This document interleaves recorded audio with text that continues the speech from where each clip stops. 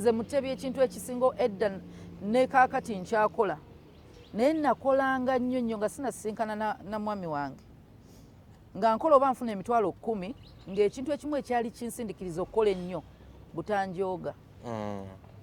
Omuntu omwavu ajoogebwa. Oli mutuufu. Omuntu omwavu amanyiirwa.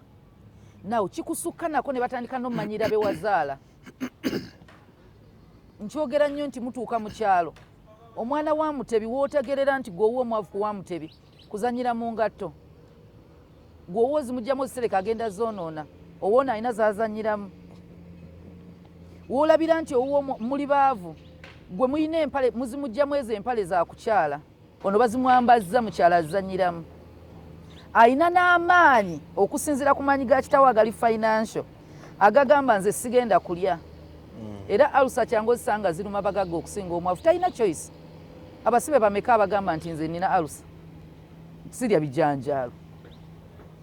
Naye waliwo ag'amaanyi g'obeera nago nga n'omwana asobola oyimirira mu baana banne n'abagamba nze sigenda kulya kawunga ne bamutunuulira.